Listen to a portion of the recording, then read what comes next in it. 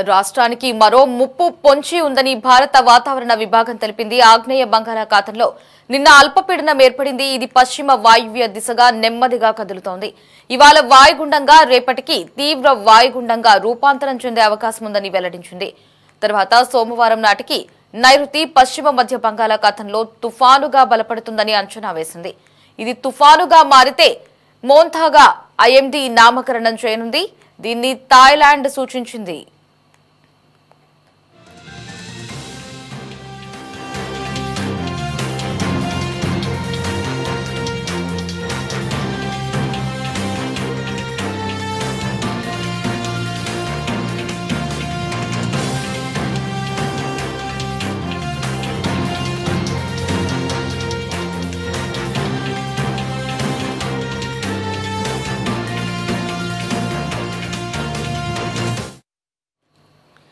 దీని ప్రభావంతో రాబోయే 5 రోజుల్లో రాష్ట్రంలోని వివిధ ప్రాంతాలలో విస్తారంగా వర్షాలు కురిసే అవకాశం ఉందని అమరావతి వాతావరణ కేంద్రం తెలిపింది. ఇవాళ కోనసీమ, కృష్ణా, బాపట్ల, ప్రకాశం, నెల్లూరు, తిరుపతి జిల్లాలలో మోస్తరు నుంచి భారీ వర్షాలు కురుస్తాయని, మిగతా జిల్లాలలో కొన్ని చోట్ల తేలికపాటి నుంచి మోస్తరు వర్షాలు కురుస్తాయని వాతావరణ శాఖ అంచనా వేస్తోంది.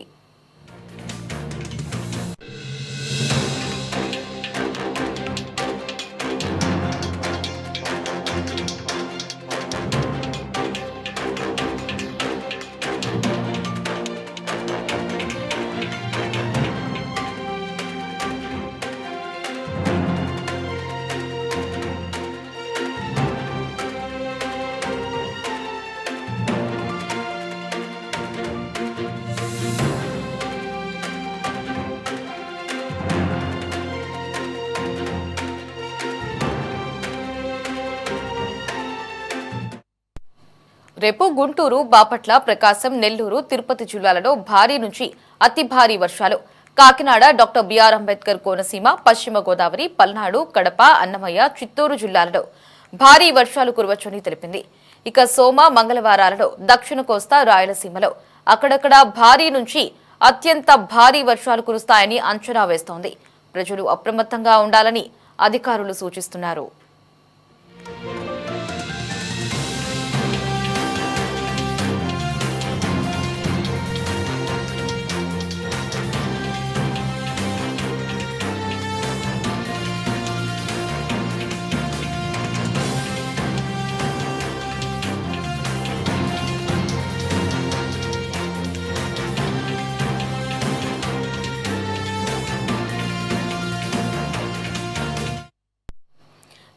ఏపీకి మరో వాయుగుండం పొంచి ఉందని ఏపీ వాతావరణ శాఖ హెచ్చరికలు జారీ చేసింది. దీనికి మోంథాగా నామకరణ చేసే అవకాశం కూడా కనిపిస్తోంది. దీనిపై మరిన్ని అప్డేట్స్ ని మా ప్రతినిధి గాలిబ్ అడిగి తెలుసుకుందాం. గాలిబ్, రెయిన్ అప్డేట్స్ కి సంబంధించినటువంటి లేటెస్ట్ అప్డేట్స్ ఏంటి? ఎన్ని రోజులు వర్ష సూచనలు ఉన్నాయి?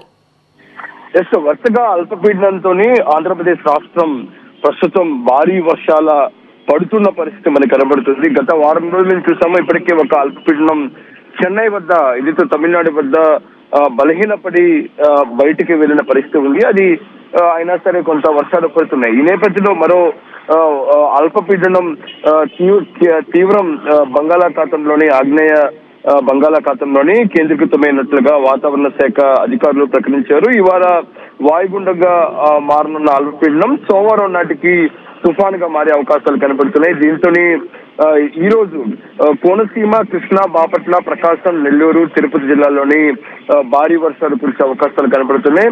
అయితే మిగతా జిల్లాల్లో కొన్ని చోట్ల తేలికపాటి నుంచి కూడా మోస్తరు వర్షాలు కురిసే అవకాశాలు కనబడుతున్నాయి. ప్రజలు అప్రమత్తంగా ఉండాలంటూ కూడా కొంచెం క్రితమే ఏపీ విపత్తు నివారణ శాఖ ఒక ప్రకటన కూడా రిలీజ్ చేసిన పరిస్థితి మనకి కనబడుతుంది. అయితే ప్రధానంగా ఇది పశ్చిమ మధ్య బంగాళాఖాతంలో తుఫానుగా బలపడుతున్నది కూడా అంచనా వేస్తున్నారు. ఇది తుఫానుగా మారితే దీని పేరును మోంథాగా ఐఎండీ నామకరణం చేయనుంది. దీన్ని థాయిలాండ్ సూచించింది అనేది కూడా మనకి తెలుస్తుంది. అయితే దీని ప్రభావంతోనే రాబోయే రోజుల్లోనే 5 రోజుల్లో రాష్ట్రంలోని వివిధ ప్రాంతాల్లో విస్తారంగా వర్షాలు కురిసే అవకాశం ఉందనేది మాత్రం అమరావతి వాతావరణ కేంద్రం తెలిపింది. దీంతో రాష్ట్ర వ్యాప్తంగా పలు జిల్లాల్లో కూడా వర్షాలు కురుస్తున్నాయి. ఇందాక నేను చెప్పినట్లుగా కోనసీమ, కృష్ణా, బాపట్ల, ప్రకాశం, నెల్లూరు, తిరుపతి జిల్లాల్లో భారీ వర్షాలు కురిస్తే ఈ రోజు రేపు గుంటూరు, బాపట్ల, ప్రకాశం, నెల్లూరు, తిరుపతి జిల్లాలో భారీ నుంచి అతి భారీ వర్షాలు కురవబోతున్నాయి.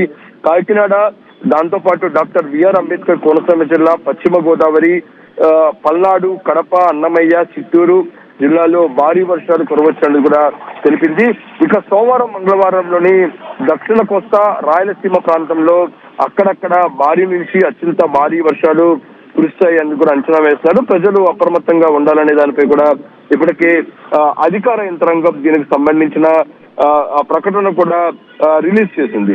ఎందుకంటే ఇందుకు సంబంధించి మనం చూసినట్టయితే ప్రధానంగా ఈ వర్షాలు ఈ రోజు నుంచి కూడా అల్పపీడనం వాయుగుండంగా మారితే గనక వర్షాలు భారీగా కురిసే అవకాశాలు కనపడుతున్నాయి. దీంతో ప్రజలు అప్రమత్తంగా ఉండాలంటూ కూడా వాతావరణ శాఖ పూర్తి స్థాయిలోని ఆదేశాలు జారీ చేసింది. దీంతో ఇప్పటికే రాష్ట్ర ప్రభుత్వం అలర్ట్ అయింది. హోంమంత్రి అనిత బంగాళాఖాతంలో అల్పపీడన తుఫాను బలపడుతున్న నేపథ్యంలోని ఏదైతే విపత్తు నివారణ శాఖ కార్యాలయంలోని ఏర్పాటు చేస్తున్న ఎమర్జెన్సీ సంబంధించిన ఏదైతే ల్యాబ్ ఉంటుందో అందులోని ఒక సమీక్షా సమావేశం నిర్వహించడం జరిగింది.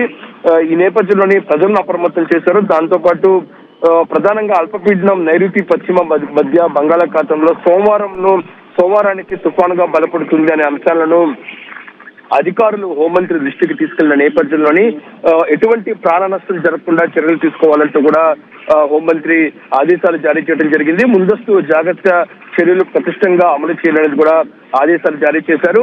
ఈ నేపథ్యంలోని ఎస్డీఆర్ఎఫ్ అట్లాగే ఎన్డీఆర్ఎఫ్ బృందాలను అందుబాటులోకి తీసుకురావడం జరిగింది. ప్రధానంగా ఏదైతే జిల్లాలు ఉంటాయో ఆ జిల్లాలకు సంబంధించి ఈ తుఫాన్ ఎఫెక్ట్ ఉంటుందో ఆ ప్రాంతాలకు సంబంధించి వెంటనే ఆ తీర ప్రాంతాల్లోని పూర్తి స్థాయిలోని ఎన్డీఆర్ఎఫ్, ఎస్డీఆర్ఎఫ్ సిబ్బందిని అందుబాటులో తీసుకురావడం, దాంతో పాటు అన్ని జిల్లాల కలెక్టర్, ఎందుకంటే తుఫాను ప్రభావం ఎక్కువగా ఉన్న జిల్లాలు మనం చూసినట్లయితే బాపట్ల, కృష్ణా, దాంతో పాటు తిరుపతి, గుంటూరు, పల్నాడు, మరోపక్క ఏలూరు జిల్లా లాంటి ప్రాంతాల్లో ప్రధానంగా ఈ తుఫాన్ ఎఫెక్ట్ ఎక్కువగా కనపడుతుంది. ఆ ప్రాంతాలకు సంబంధించిన జిల్లా కలెక్టర్లను ఎలక్ట్ చేశారు. దాంతో పాటు విపత్తు సంస్థ కంట్రోల్ రూమ్ టోల్ ఫ్రీ నంబర్లను 1121070, దాంతో పాటు 180042501001 సంప్రదించాలంటూ కూడా ఆదేశాలు జారీ చేయడం జరిగింది. ప్రధానంగా ఈ భారీ వరదలు, తుఫాన్లు వస్తే శిథిలావస్థల నెలలో ఉండేవారిని గుర్తించి ముందుగానే సురక్షిత ప్రాంతాలకు తరలించాలంటూ కూడా ఆదేశాలు జారీ చేయడం జరిగింది.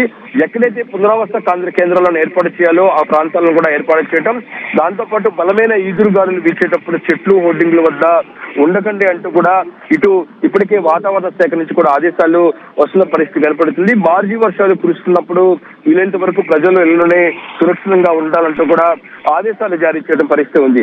ఎందుకంటే గత 2 రోజుల క్రితం మనం చూసాము అల్పపీడనానికి సంబంధించి అల్పపీడనం వల్లే అంత భారీగా వర్షాలు కురిసిన పరిస్థితి ఉంది.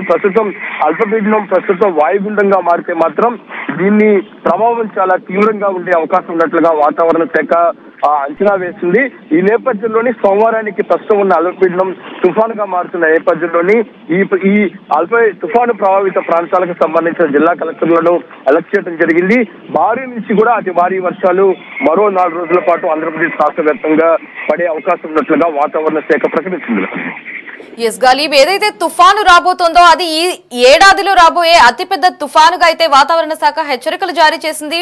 మరోపక్క ఏపీ మొత్తానికి కూడా రెడ్ అలర్ట్ ప్రకటించినట్లుగా మనకి సమాచారం లభిస్తుంది. గాలిబ్, ఇప్పటికే వర్షాల వల్ల రైతులు చాలా వరకు నష్టపోయారు. ఇక రాబోయేది అత్యంత భారీ వర్షాలు కురవనున్నాయి.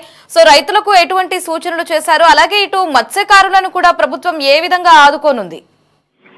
ఖచ్చితంగా, ఎందుకంటే వరుసగా భారీ వర్షాల నేపథ్యంలో రైతాంగం తీవ్ర ఇబ్బందులు పడుతుంది. ప్రధానంగా పత్తి పంటకు సంబంధించి పూర్తి స్థాయిలో నష్టం వాటిల్లింది. ఈ పత్తి పంటకు సంబంధించి గుంటూరు, దాంతో పాటు ప్రకాశం జిల్లాలో ఎక్కువగా రైతాంగం పత్తి పంట వేస్తూ ఉంటుంది.